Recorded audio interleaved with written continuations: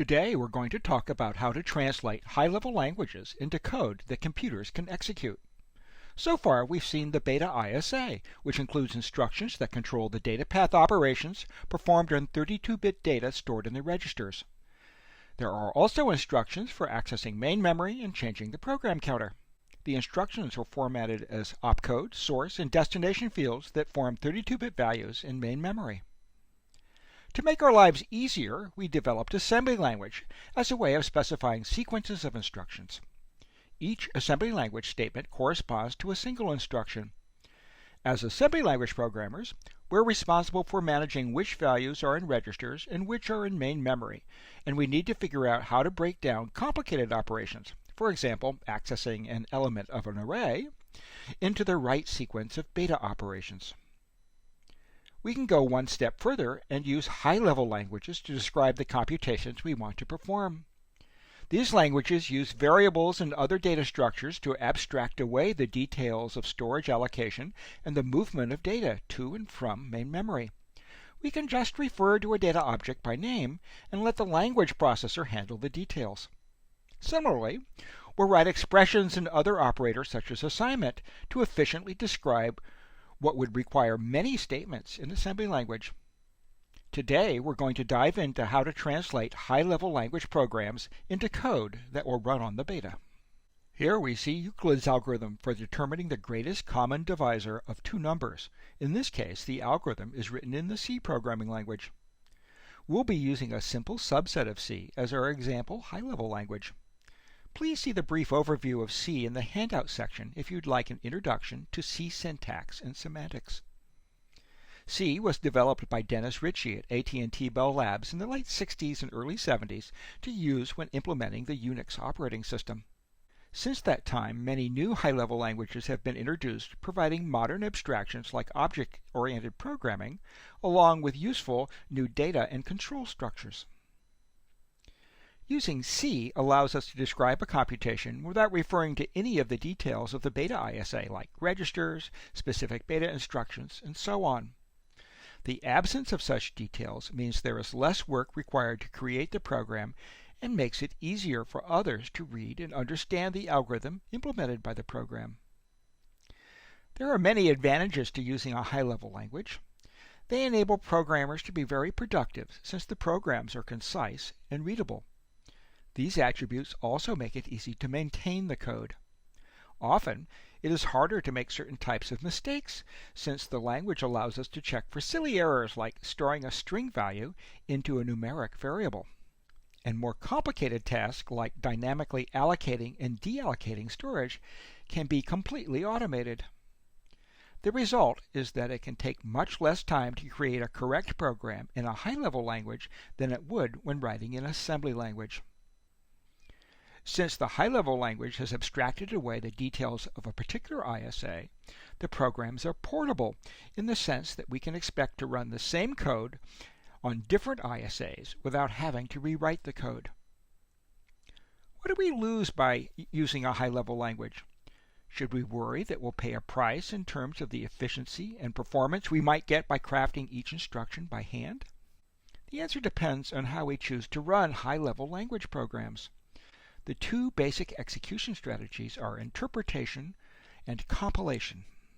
To interpret a high-level language program, we'll write a special program called an interpreter that runs on the actual computer M1. The interpreter mimics the behavior of some abstract, easy-to-program machine M2, and for each M2 operation executes sequences of M1 instructions to achieve the desired result. We can think of the interpreter, along with M1, as an implementation of M2.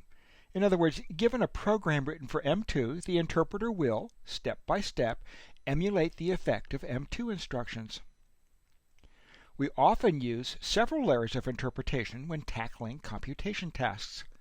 For example, an engineer may use her laptop with an Intel CPU to run the Python interpreter.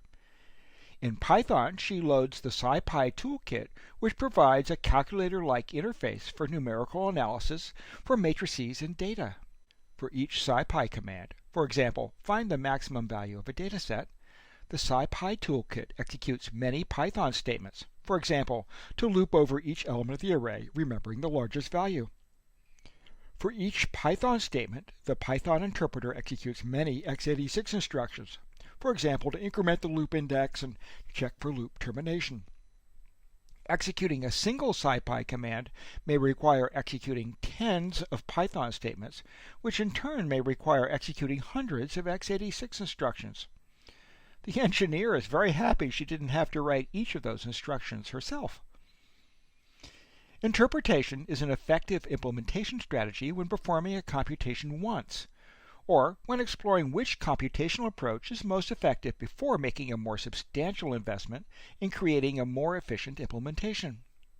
We'll use a compilation implementation strategy when we have computational tasks that we need to execute repeatedly, and hence we are willing to invest more time upfront for more efficiency in the long term.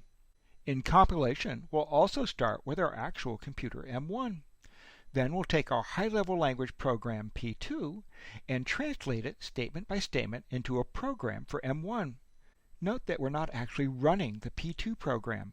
Instead, we're using it as a template to create an equivalent P1 program that can execute directly on M1.